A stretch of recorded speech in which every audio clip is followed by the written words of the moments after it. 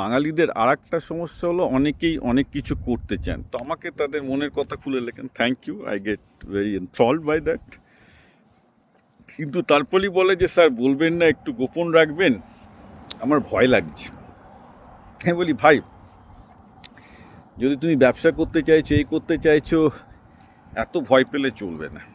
Because ব্যবসা করতে গেলে লস খাবে, লোকে খিস্তি মারবে, তোমাকে খিস্তি মারতে হবে, রাইট?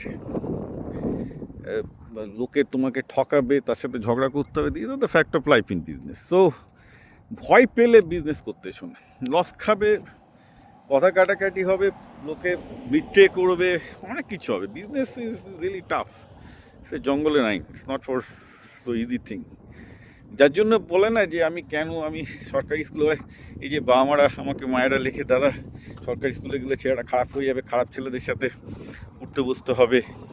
আরে আমরা ছোটোবেলায় যাদের সাথে ওঠা বসা করেছি, তারা যা কিস্তি দিত বাপ মা তুলে, অবাক হয়ে যাবেন। বাট বাই দ্য ওয়ে, আমি ইউএসএ থেকে দেখেছি, আমাদের যে প্রথম যে আমি স্টার্ট আপে জয়েন করি, তার সিও তার থেকে আরও কাঁচা, তার সিও তার থেকে আরও কাঁচা কিস্তি দিত। আমার যে মানে সরকারি স্কুলে যে বন্ধু বান্ধব ছিল, সে এখন কাজ না হলে ভূত করে দেবে পুরোপুরি। আর বাই দ্য ওয়ে, আমিও যে কাঁচা কিস্তি দিই না তাও না, যখন কাজের জগতে যখন যাবে, আমার সাথে যারা কাজ করেছে তারা খুব ভালো করে জানে, they are also terrified of me, okay? তো ওটা হয় না, ওকে? ওই ধমক সহ্য করা এবং ধমক দেওয়া, ওই দুটো ক্যাপাবিলিটি না থাকলে বিজনেস হবে না। And that's you have to very rough and tough.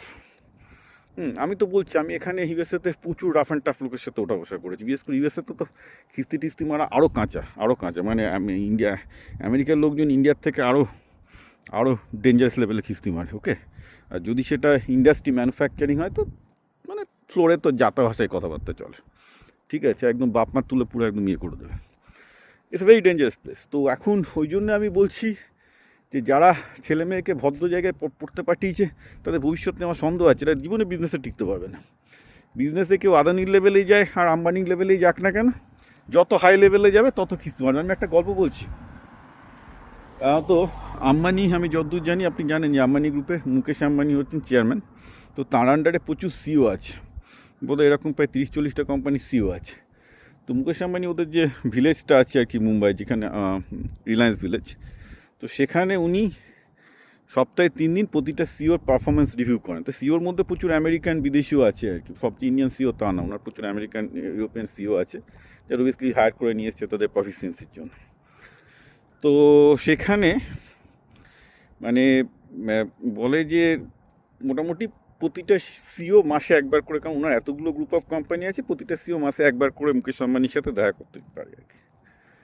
তো মুকেশ আম্বানি মানে সিওদের তার এত কিস্তি মারে না আর কি, মানে বেসিক্যালি যে বলে যে সব লোকজন মানে ভয় থাকে যখন মুকেশ আম্বানির সাথে দেখা করতে যায়, কারণ কী পারফরমেন্স কী হচ্ছে, উনি একদম শার্প প্রশ্ন করবেন, উত্তর দিতে না পারলে পুরো স্যাটিসফ্যাক্টরি, পুরো একদম কাঁচা কিস্তি পুরো মেরে পুরো একদম ইয়ে করে দেবেন পুরো। তো ব্যাপারটা হচ্ছে, এই বিজনেস ওয়ার্ল্ডে যতই টপ ওয়ার্ল্ডে থাকুন না কেন, যতই আইআইএম আইআইটি ব্র্যান্ড থাকুন না কেন, ওটা খিস্তি চলবে, কিচ্ছু করার নেই। সুতরাং কেউ যদি ভাবেন যে সরকারি স্কুলে বাচ্চাকে পাঠাবো না, কারণ ছোটোবেলায় যেসব বন্ধু বান্ধবরা আছে তারা উল্টোপাল্টা কিস্তি মারবে, এই করবে, ভুলে যান। ইট ইজ বেটার যে ভাবুন যে ওটা ছোটোবেলায় ওটা হচ্ছে টিকা দেওয়া চলছে, ভ্যাকসিনেশন চলছে আর কি, ঠিক আছে? আমরা সরকারি স্কুলে পড়ার ওটাও একটা বেনিফিট, যে প্রচুর খিস্তি মারা লোকজনের সাথে বড় হয়েছি বলে it became part of life, we don't care. হ্যাঁ, এই নয় যে আমি প্রকাশ্যে সব জায়গায় খিস্তি মারি বা এই করি, I don't do that, never do that in Facebook আর এনি হয়।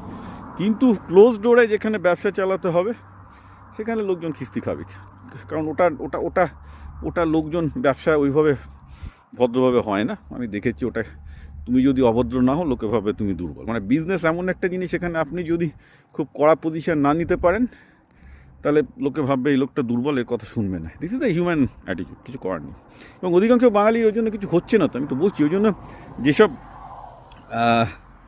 যেসব ব্যবসায়ী ছেলেদেরকে ইংলিশ মিডিয়ামে পড়তে পাঠিয়েছে ভালো, কারণ তোদের গেল কিছু হবে না। তো ছেলে না কিস্তি মারতে পারবে, না সাধারণ লোকের সাথে কথা বলতে পারবে, না কিস্তি শোনার অভ্যাস আছে, না হজম করতে পারবে, না ওই স্ট্রিকনেসটাই নেই আর কি। তো তারা আমার সাথে এরই করে, বিকজ তারাও বিজনেসম্যান, তারাও জানে যে বিজনেসে কী হয় actually. But this is the fact of life, যে ফ্যাক্ট অফ লাইফ, সেটাকে অন্যভাবে ঘুরিয়ে মিষ্টি কথা বলার কোনো মানে হয় না।